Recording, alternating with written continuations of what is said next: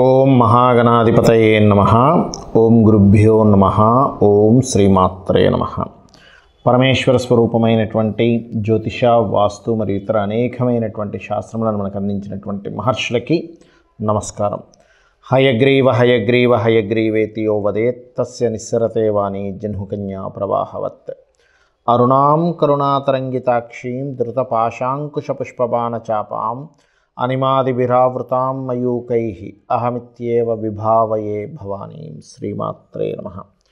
ప్రేక్షకులందరికీ కూడా ఆ యొక్క లలితా అమ్మవారి యొక్క అనుగ్రహం పరిపూర్ణంగా కలగాలని మనస్ఫూర్తిగా కోరుకుంటూ మనం ఈరోజు చెప్పుకోపోయేటువంటి టాపిక్ ఏమిటి అంటే, చూడండి, రకరకాల ఉద్యోగాలు చేస్తూ ఉంటారు. అయితే ఆ రకరకాల ఉద్యోగాలు చేసేటువంటి క్రమంలో సడన్గా ఆ ఉద్యోగం ఏదైనా డిస్టర్బ్ అయితే వాళ్ళ గనక ఎక్స్ట్రా ఇన్కమ్ ఏదైనా సైడ్ ఇన్కమ్ లేదనుకోండి, చాలా ఇబ్బంది పడిపోతూ ఉంటారు. కొన్ని ఇళ్లల్లో పాపం భార్యాభర్త ఇద్దరూ కనుక చేస్తున్నట్లయితే పర్వాలేదు, ఉద్యోగం కానీ ఏదైనా వ్యాపారం కానీ. అలా కాకుండా ఒక్కరే కనుక చేస్తున్నప్పుడు ఏదైనా ఉద్యోగం వాళ్ళకి ఇంకొక ఇన్కమ్ కనుక లేనట్లయితే సడన్గా ఉద్యోగం పోతే ఇబ్బంది పడతారు. కాబట్టి ప్రతి వ్యక్తికి కూడా ఏదో ఒక సైడ్ ఇన్కమ్ ఉండాలి. ఒక ప్రాపర్టీ కొని లేకపోతే దాని మీద రెంట్స్ రావడం కానీ, లేకపోతే ఇంకోటి ఏదైనా సైడ్ బిజినెస్ చేయడం కానీ, ఎవరి దగ్గర ఇన్వెస్ట్మెంట్ చేసి ఆ రకంగా కొంత డబ్బులు వస్తే బాగుండు అనేటువంటిది ప్రతి ఒక్కరికి ఉంటుంది. ఎందుకు అంటే అప్పుడు సెక్యూర్డ్గా ఉంటాడు మనిషి. చేసేటువంటి జాబ్ ఏమైనా డిస్టర్బ్ అయినా కూడా చాలా సెక్యూర్డ్గా ఉంటాడు. మరి ప్రతి ఒక్కరికి ఆ కోరిక ఉంటుంది, కానీ అందరికీ అది సాధ్యపడుతుందా? అది సాధ్యపడేలా చేసుకోవాలంటే జ్యోతిష్ శాస్త్రంలో నిజంగానే అలాంటి ఫార్ములా ఏదైనా ఉందా అంటే ఖచ్చితంగా ఉందని చెప్తున్నాను నేను. ఎందుకంటే దీన్నే ఫ్రీ వీల్ అంటారు. మనము ఈరోజు చెప్పుకోబోయేటువంటి టాపిక్కి పర్టికులర్గా ఏంటంటే YGM 369 ఫార్ములా అన్నమాట. ఆ ఫార్ములా బేస్గానే నేను మీకు ఇప్పుడు చెప్తాను. ప్రతి రాశి వారికి, అంటే మేషం నుంచి మీన లగ్నం కానివ్వండి, రాశి కానివ్వండి, నేను చెప్పేటువంటి ఈ ఫార్ములా కనుక పాటించగలిగితే 100% అందులో ఎటువంటి సందేహం లేదు. గుర్తుపెట్టుకోండి, 100% మీరు జాబ్ కాకుండా ఇంకొక ఎక్స్ట్రా ఇన్కమ్ సంపాదించుకోవడానికి మీరు చేసేటువంటి ప్రయత్నం ఏదైతే ఉంటుందో, మీ డిజైర్ ఏదైతే ఉంటుందో ఖచ్చితంగా నెరవేరుతుంది. అందులో ఎటువంటి సందేహం లేదు. ఒక్కొక్క రాశి గురించి మనం చెప్పుకుందాం. కన్యా రాశి ఆర్ కన్యా లగ్నము. గుర్తుపెట్టుకోండి, లగ్నం తెలిసిన వారు లగ్నం చూసుకోవచ్చు, లేదంటే నాకు రాశి తెలుసు అని అనుకునేవారు రాశి మాత్రమే తెలుసు, లగ్నం తెలియదు అనుకునేవారు చూసుకోవచ్చు. అందులో ఉన్న నక్షత్రాలు ఉత్తర, హస్త, చిత్త 1-2 పాదాలు. ఉత్తర 2, 3, 4 పాదాలు ఉంటాయి కన్యారాశిలో. అదేవిధంగా హస్త 4 పాదాలు ఉంటుంది, చిత్త 1-2 పాదాలు ఉంటుంది. అయితే ఈ నక్షత్రాల వారికి కూడా ఇప్పుడు నేను చెప్పబోయేటువంటిది ఏదైతే ఉందో ఈ ప్రక్రియ ఎక్స్ట్రా ఇన్కమ్. ఎందుకంటే ఇప్పుడున్న ప్రపంచం ఏదైతే ఉందో మన కాస్ట్ ఆఫ్ లివింగ్ బాగా పెరిగిపోయింది. అసలు పెరిగిపోయినప్పుడు ఖచ్చితంగా మనకి ఇన్కమ్ పెంచుకోవాలి. బట్ మన జాతచక్రంలో యోగం ఉందో లేదో, అమ్మో ఏమిటో అనేటువంటి భయం లేకుండా ఇది సెల్ఫ్గా మనం చేసుకోవచ్చు. అయితే ఇక్కడ మనం కన్యా లగ్నం గురించి మాట్లాడుకుంటున్నాం కాబట్టి ఫస్ట్ ఆఫ్ ఆల్ కన్యా లగ్నం వారికి ఇన్బిల్ట్గానే వాళ్ళకి మేనేజింగ్ క్వాలిటీస్ బాగుంటాయండి. మేనేజ్ చేయడం అద్భుతంగా మేనేజ్ చేయగలరు కన్యా లగ్నం వారు, చాలా బాగా మేనేజ్ చేయగలరు. ఎందుకంటే ఆ మేనేజింగ్ తత్వం వాళ్ళలో ఇన్బిల్ట్గా ఉంటుంది. ఒకరు నేర్పక్కర్లేదు, మీకు చాలా చక్కగా మేనేజ్ చేయగలుగుతారు. ఇంకోటి ఏంటంటే వీళ్ళకి ఎప్పుడు కూడా బిజినెస్ చేయాలనే కోరిక ఇంకా ఎక్కువగా ఉంటుంది. ఇంకోటి ఏంటంటే వీళ్ళ లైఫ్లో చాలా అప్ అండ్ డౌన్స్ కూడా చూస్తారండి. వీళ్ళకి ఎప్పుడు ఏదో ఒక అప్పు ఉంటూ ఉంటుంది. ఫస్ట్ ఆఫ్ ఆల్ నేను ఇప్పుడు చెప్పినటువంటిది ఏదైతే ఉంటుందో, అప్పు అంటే కేవలం మాట మీరు అనుకోకుండా ఓన్లీ డబ్బులతో కూడినటువంటి అప్పే కాదు, ఏదైనా ఒక రుణం. అది ఎటువంటి రుణము అంటే, వీరికి నేను పలానా చేద్దామనుకున్నాను, వాళ్ళకి పలానా నేను చేసి పెట్టాలి, నేను వీరి ద్వారా అంటే అలా రుణాలు చాలా సహజంగా ప్రతి వ్యక్తి కూడా ఏదో ఒక రుణం కోసమే భూమి మీద జన్మిస్తాడు, అందులో ఎటువంటి సందేహం లేదు. కానీ వీళ్ళు స్పెసిఫిక్గా ఎక్కువ ఉంటాయి, వీరికి బాధ్యతలు ఎక్కువ ఉంటాయి, రుణాలు ఎక్కువ ఉంటాయి. బట్ దీన్ని అధిగమించడానికి ఏంటో కూడా నేను మీకు చెప్తాను. ఫస్ట్ ఆఫ్ ఆల్ ఏంటంటే, మీకు ఎక్స్ట్రా ఇన్కమ్ జనరేట్ అవ్వాలి అంటే మీకు చేయవలసింది ఏమిటి, కుమారస్వామి ఆరాధన ఎక్కువగా చేయండి ఫస్ట్ మీరు. సరే, రైట్. ఇది ఒక స్టెప్ బై స్టెప్ చెప్తాను నేను మీకు. నవగ్రహాలలో కుజగ్రహం ఉంటుంది. అదే నవగ్రహాల్లో గురుగ్రహం కూడా ఉంటుంది. కుజ గురువు గుర్తుపెట్టుకోండి. కుజగ్రహం దగ్గర గురుగ్రహం దగ్గర ఎర్ర ఒత్తితో గుర్తుపెట్టుకోండి.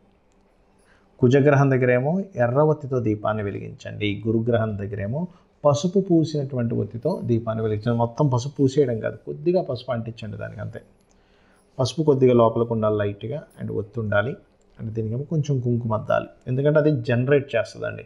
మీకు ఇక్కడ ఏంటంటే చాలా సింపుల్గా కనిపించవచ్చు. ఇది ఏంటంటే దానికి అది పెడితే మనకు జనరేట్ అవుతుంది, ఖచ్చితంగా అయితే తీరుతుంది.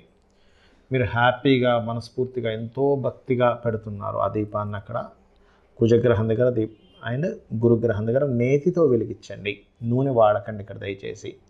ప్రతి దానికి ఒక సిస్టమ్ అనేటువంటిది ఉంటుంది. నేతితో వెలిగించండి. నేతితో వెలిగించి ఓం మంగళాయ నమః, ఓం గురుగ్రహాయ నమః ఇచ్చేయండి.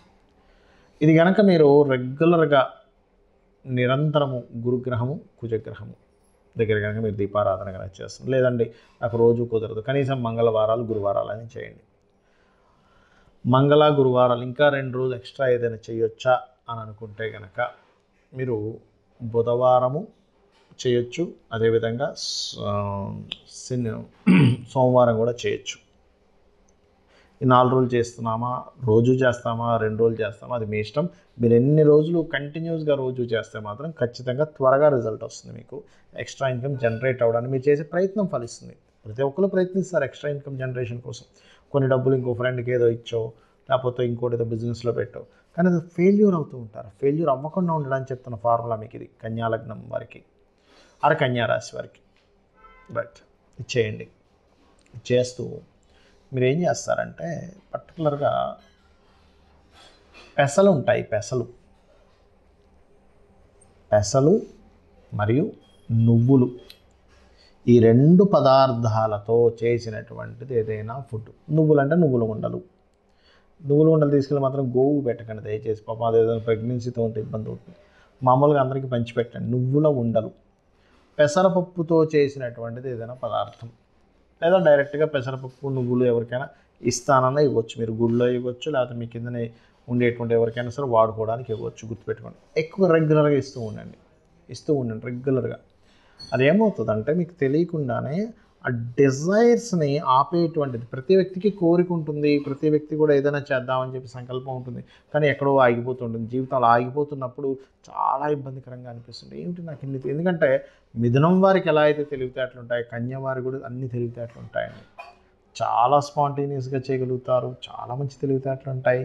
చాలా అంటే ఇది నేను చేయలేను అనేటువంటిది ఉండదు. పిల్లలోన గొప్పతనం ఏంటంటే ఇది నేను చేయలేను అనేటువంటిది ఏదైనా చేస్తానని రెడీ, ఒకసారి చూసాను చేసేస్తా అంటారు. అంత అద్భుతం వీళ్ళ లగ్నం. అయితే ఈ దానం ఇవ్వండి. ఓకే రైట్, నేను ఇండియాలో ఉంటే ఇది నాకు సాధ్యం. ఏ బయట దేశంలో, ఏ గల్ఫ్ దేశాల్లోనే, ఏ అమెరికాలోనో, ఏ ఆస్ట్రేలియాలో ఎక్కడ ఉన్నాను, అక్కడ ఉదాహరణకు మీకు దగ్గరలో టెంపుల్స్ లేవు, మీరు వెళ్ళలేరు, ఉన్నా మీరు దూరంగా ఉంది మీరు వెళ్ళలేరు, అప్పుడు ఏం చేయాలి? చాలా సింపుల్గా ఇంట్లో చిన్న గిన్నెలు 2 తీసుకోండి. అందులో పసుపు ముద్దలాగా కలపండి.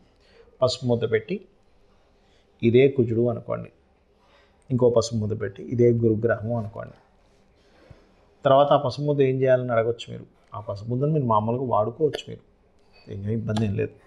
చక్కగా ఆ పసుపు ముద్దను పెట్టి ఏం చేస్తారంటే కుజుడు గురువు అని అనుకుంటూ చక్కగా వాటికి దండం పెట్టుకొని ఓం మంగళాయ నమః, ఓం గురదేవే నమః, ఓం గురుగ్రహాయ నమః అని కూడా అనుకోవచ్చు. ఈ 2 గ్రహాల దగ్గర ఆ దీపారాధన చేసి ఒక 10 నిమిషాలు, ఖచ్చితంగా 10 నిమిషాలు, 108 సార్లు అలాగా 108 సార్లు చేసుకుంటూ కానీ సంఖ్య మీదకి వెళ్ళిపోతుంది. మీ ఆలోచన అంతా కూడా సంఖ్య మీదకి వెళ్తుంది. సంఖ్య మీదకి వెళ్తే భగవంతుడి మీద మీరు చేసే దాని కాన్సన్ట్రేషన్ తగ్గుతుందని నేను ఎప్పుడు సంఖ్యను చెప్పను. నేను అలా చేయండి, ఖచ్చితంగా ఏమవుతుందంటే మీకు బాగుంటుంది. అదేవిధంగా అక్కడ ఏదైనా చెప్పాను కదా ఇందాక నేను మీకు ఏమి ఇవ్వాలనేటువంటిది పదార్థం దానంగా, ఆ రకంగా పెసలతోని నువ్వులతో చేసిన పదార్థం అక్కడ కూడా ఎవరికైనా ఇవ్వచ్చు. ఒకవేళ మీరు అక్కడ ఇవ్వలేకపోతున్నారు, ఉదాహరణకి మీరేమో ఫారిన్ కంట్రీస్లో ఉన్నారు, మీ వాళ్ళేమో ఇండియాలో ఉన్నారు. మీ వాళ్ళతో ఇండియాలో ఇప్పించండి మీ పేరు మీద. మీరు వాళ్ళకి ఖచ్చితంగా మనీ ట్రాన్స్ఫర్ చేయండి, దానికి డబ్బులు దీనికి. ఎందుకంటే మీరు ప్రత్యేకంగా ఖర్చు పెట్టిందే మీ కర్మలోకి సంబంధం కలుగుతుంది, గుర్తుపెట్టుకోండి. రైట్. అలాగే ఇంకొకటి ఏంటంటే ఇక్కడ మీరు కంట్రోల్ చేసుకోవాల్సినటువంటిది, అండ్ అదేవిధంగా చూసుకున్నట్లయితే మీరు చేయాల్సినటువంటి ఒక చిన్న ప్రక్రియ ఉంది. అదేంటో చెప్తాను నేను మీకు ఈరోజు. మీకు ఎక్కడ ఛాన్స్ దొరికిన, అంటే ఎలాంటి ఛాన్సెస్, ఎవరికైనా ముసలి వాళ్ళు ఉంటారు, ఏజ్డ్ పర్సన్స్ ఉంటారు, వాళ్ళకి ట్యాబ్లెట్స్ కొనుక్కోవడానికి ఒక్కొక్కసారి ట్యాబ్లెట్స్ తెచ్చుకోవడానికి కుదరదు, ఒక్కోసారి నడుచుకొని వెళ్ళి తెచ్చుకోవడానికి కుదరదు. వాళ్ళకి ట్యాబ్లెట్స్ని తెచ్చివ్వండి. డబ్బులు ఉంటాయి కొంతమంది దగ్గర, కానీ కొంతమంది దగ్గర డబ్బులు ఉండవు. ఏజ్ వాళ్ళకి ఏదైనా ట్యాబ్లెట్స్కి షుగర్స్ కనో, బీపీస్ కనో, లేకపోతే ఇంకేదైనా రెగ్యులర్గా వాడే వాళ్ళకి ఉంటాయి, కొన్ని రెగ్యులర్గా తీసుకుంటే కానీ వాళ్ళకి సరిపోదు. అలాంటిది ఏదైనా మీరు ఎంతో కొంత వాళ్ళకి సహాయం చేయండి. ఇది మీకు ఎంత ఉపయోగపడుతుందంటే మీ లైఫ్ని గొప్ప టర్నింగ్ తిప్పుతుందండి. చిన్న టిప్పే కానీ గొప్ప టర్నింగ్ ఇస్తుంది. అలాగే ఇంకొకటి చెప్తాను ఇక్కడ. ఇది కాకుండా చిన్న చిన్న ఉద్యోగాలు దొరుకుతుంటాయి అక్కడక్కడ. ఎవరో మీ ఇంటి పక్కన ఎవరో 10th క్లాసో లేకపోతే 9th క్లాసో చదివిన వ్యక్తి ఉంటాడు, పెద్ద పెద్ద ఉద్యోగం చేసే ఎలిజిబిలిటీ ఉండదు, కానీ ఏదైనా ఉద్యోగం దొరికితే బాగుండు అని చెప్పి వెయిట్ చేస్తూ ఉంటాడు. లేకపోతే మీ గ్రూప్స్ ఉంటాయి కదా, మీ గ్రూప్స్లో మీరు ఏం చేయండి, పలానా దగ్గర పలానా జాబ్ ఉంది అంటే జాబ్ సోర్సెస్ ఎక్కడున్నాయో మీరు తెలుసుకుంటూ ఇన్ఫర్మేషన్ పాస్ చేస్తూ ఉండండి.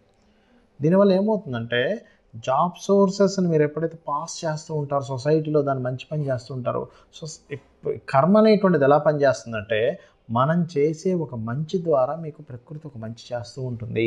ఇది చేసి చూడండి, మీరే అద్భుతాలు చూస్తారు, వండర్స్ చూస్తారు. మీరు చేస్తున్నటువంటి సాధన పూర్తి స్థాయిలో మీకు ఫలించాలంటే కొన్ని స్టెప్స్ పాటించాలి. అది ఆఖరిలో చెప్తాను, అదేంటో ఇప్పుడు నేను మీకు చెప్తాను. పాయింట్ నెంబర్ 1 గుర్తుపెట్టుకోండి. ఇప్పుడు చెప్పిన సాధన రెగ్యులర్గా చేయండి, రోజు చేయండి. రోజు ఎలా చేస్తారు? హ్యాపీగా చేయండి, హ్యాపీ మూడ్ని తెచ్చుకొని చేయండి. అబ్బాయి ఏదో చేస్తున్నావు, ఇది చెప్పాడు ఫలిస్తుంది, కానీ అబ్బాయి ఏమిటి రోజు ఈ పని అనుకునే మూడ్లో చేయకండి. ఎందుకంటే మనము ఏ మూడ్లో చేస్తామో ఏ పనైనా కానీ దాని రిజల్ట్ కూడా ప్రకృతి అలాగే ఇస్తుంది, గుర్తుపెట్టుకోండి. Happy mood. అసలు ఈ భగవంతుడు మనకి మానవ జన్మనివ్వడం, మనం ఈ మానవ జన్మగా పుట్టడం చాలా గొప్ప విషయం. ఎంజాయ్ ఇట్ అన్నట్టుగా చేయండి, ఖచ్చితంగా పనిచేస్తుంది. అలాగే మరొకటి ఏంటంటే మీకు ఇప్పుడు ఈ ప్రక్రియ వల్ల 100% మీకు సక్సెస్ వస్తుందండి, అందులో ఎటువంటి డౌట్ లేదు, గుర్తుపెట్టుకోండి. 100% వస్తుంది, వచ్చి తీరుతుంది.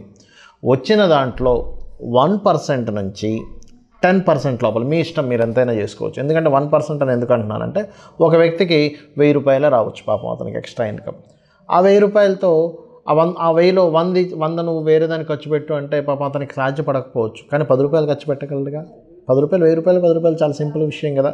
ఆ 1% నుంచి 10% లోపల ఎంతో కొంత 1 నుంచి 10% గుర్తుపెట్టుకోండి, పక్కన పెట్టేసేయండి. డబ్బులు పెట్టేసి ఏం చేస్తారంటే ఈ యొక్క విశ్వంలో చాలా గుప్తమైనటువంటి విషయము, చాలా సీక్రెట్ ఏంటి చెప్పమంటారా? ఆ డబ్బుల్ని తీసుకొని మీరు మొక్కలు నాటడానికి, మొక్కల కోసం మీరు వినియోగించండి. ఇక్కడ మీకు చాలామందికి సందేహం కలుగుతుంది, ఎందుకంటే నేను ఎక్కడ నాటుతాను సార్, నాకు అసలు ఎక్కడ భూమి లేదు, ఏమీ లేదు, నేను ఎలా చేస్తాను అనుకోవచ్చు. చిన్న చిన్న మొక్కలు ఉంటాయి తొట్టిలో పెంచేవి, అది మీరు సంపాదించుకొని ఇంట్లో పెట్టండి. మీ ఇంట్లో ఫుల్ అయిపోయింది, మీ చుట్టాలు ఉంటారు కదా, మీ ఫ్రెండ్స్ చుట్టాలు తయారు చేస్తూ ఉండండి, వాళ్ళకి ఇస్తూ ఉండండి. అది కూడా కంప్లీట్ అయిపోయింది, మీ చుట్టాలు మీ ఫ్రెండ్స్ సర్కిల్ మొత్తం కంప్లీట్ అయిపోయింది. అప్పుడేం చేయండి అంటే మీకు డబ్బులు వస్తూ ఉంటే అది పెద్ద విషయం కాదు, ఎందుకంటే ఇంత మీరు చేస్తున్నారంటే మీకు కొన్ని అంటే ఎంత ప్లేస్ కొనుక్కునే డబ్బులు ప్రకృతి ఇస్తుందంటే, ఎందుకంటే మీరు ఏం చేస్తున్నారు, ఫస్ట్ మీరు ఏం చేస్తున్నారు బాగా అబ్జర్వ్ చేయండి. మొక్కల్ని ఇవ్వడం ప్రారంభిస్తున్నారు అంటే ఏం చేస్తున్నారు, కొంత భూమి ఈ ప్రకృతిని కాపాడడానికి ఆక్సిజన్ రిలీజ్ చేసేటువంటి ఒక మొక్కని ఇస్తున్నారు, మీ ఇంట్లో పెట్టుకుంటున్నారు ఫస్ట్. అంటే దాన్ని రక్షించడం స్టార్ట్ చేశారు, భూమిని రక్షించడం స్టార్ట్ చేశారు, చెట్టును రక్షించడం స్టార్ట్ చేశారు, మొక్కను రక్షించడం స్టార్ట్ చేశారు, ఎయిర్ని రక్షించడం అంటే ఎయిర్ పొల్యూట్ అయిపోతున్న దాన్ని రక్షించడం స్టార్ట్ చేశారు. అంటే చిన్నగా స్టార్ట్ చేశారు, మీరు ఏదో 1000 లక్షలు ఖర్చు పెట్టట్లా, జస్ట్ ఎంత ఉంటుందండి, ఒక 50 రూపాయలు 100 రూపాయలు చిన్నది వచ్చేస్తుంది, మీకు స్టార్ట్ చేశారు మీరు. ఇంట్లో స్టార్ట్ చేశారు, బాల్కనీస్లో. అపార్ట్మెంట్ అయితే బాల్కనీస్లో పెట్టుకోవడం. అయితే ఈ బాల్కనీస్లో కూడా ఇక్కడ ఫార్ములా చెప్తాను. సౌత్ వైపు ఆర్ ఈస్ట్ వైపు మాత్రమే పెట్టండి, నార్త్ బాల్కనీస్లో పెట్టకండి. ఇది వాస్తు స్టిప్ ఇది, బట్ చెప్తున్నాను నేను మీకు. ఈస్ట్ ఆర్ సౌత్లో పెట్టండి, నైరుతిలో కూడా పెట్టకండి. లేదా బిల్డింగ్ పైన ఈస్ట్ ఆర్ సౌత్లో పెట్టుకోండి మీరు మొక్కలు చక్కగా. ఎవరి బిల్డింగ్ మీద వాళ్ళు కనుక మొక్కలు పెంచుకోవడం కనుక స్టార్ట్ చేస్తే, ప్రకృతిలో మీరు కనుక దీనికి సంబంధించి చేశారా, ఇది మీకు తెలియకుండానే మీరు పొరపాటును కూడా మీరు ఇంకా మీరే కాకుండా మీ వంశం కూడా ఎక్కడ రుణ రోగ శత్రువుల్లోకి వెళ్ళదు. ఎందుకు వెళ్ళదు? పచ్చదనం అనేటువంటిది బుధుడు. మనం ఎవరైనా అప్పుల పాలవుతున్నామన్నా, రుణాల పాలవుతున్నామన్నా, రోగాల పాలవుతున్నామన్నా, శత్రువుల పాలవుతున్నామన్నా బుధుడు పాడైతేనే అవుతుంది. మీరు ఏం చేస్తున్నారు? ఫార్ములాలో దీన్ని పెంచుతున్నారు. ఇంకొకటి మీకు ఆల్రెడీ ఇప్పుడు నేను చెప్పిన ఫార్ములా వింటున్న వాళ్ళందరికీ కూడా 3 విషయాలు ఖచ్చితంగా ఉండుంటాయి. 1 రుణాలు ఉంటాయి, 2 రోగభరితంగా ఏదైనా ఇబ్బంది పడుతుండొచ్చు, 3 శత్రుత్వాలు ఉండుంటాయి. ఈ 3ని ఫస్ట్ తొలగించుకోవాలి. ఎలా తొలగించుకోవాలి? రుణం ఉందనుకోండి, మీకు రోజుకు ఒక ½ అన్ అవర్ ఓం అపర్ణాయై నమః అనే మంత్రాన్ని సాధన చేయండి. రోజు ½ అన్ అవర్. రుణం ఉంటే కనుక, లేదండి నాకు రోగం ఉందండి, ఓం సర్వవ్యాధి ప్రశమని సర్వమృత్యు నివారణి అగ్రగణ్య అచింత్య రూప కలికల్మషనాశిని చేయండి. లేదంటే నాకు శత్రువులు ఉన్నాయి, మా ఇంట్లో వాళ్ళతో శత్రుత్వం, బయట వాళ్ళతో శత్రుత్వం, కోర్టు కేసు ఉంది, అది ఉంది, ఇది ఉంది, దీంట్లో నేను సాధన చేయాలి. ఎందుకు చెప్తున్నానంటే, ఫస్ట్ ఈ సాధన చేసేటప్పుడు ఇవి తొలగితే కానీ, అంటే ఈ కర్మలు తొలగితే కానీ మీ సాధన ముందుకు వెళ్ళదు, గుర్తుపెట్టుకోండి. మరి శత్రుత్వాలు ఉన్నాయి, ఏం చేయాలి? ఓం నమో నారాయణాయ, ఓం కుమారస్వామియే నమః, లేదా ఓం కార్తికేయ స్వామియే నమః అని ఒక ½ అన్ అవర్ చేసుకుంటూ ఆ శత్రువుని ఎలా ఫీల్ అవుతారంటే, వాడు నాకు శత్రువు కాదు, వాడు నాకు మిత్రుడు అని ఫీల్ అవ్వండి. వాడు నాకు శత్రువు కాదు, వాడు నాకు మిత్రుడు. ఎప్పుడు కూడా శత్రుభావము, రుణభావము, రోగభావము యాక్టివేషన్లో ఉంటే మీ డిజైర్ భావం యాక్టివేషన్ అవ్వదు. ఇది ఆస్ట్రాలజీ ఫార్ములా. ఇవి చేయండి, 100% మీరు ఐశ్వర్యవంతులు అవుతారు. ఐశ్వర్యం అంటే అన్నీ ఉండడం మనిషికి. శ్రీమాత్రే నమః.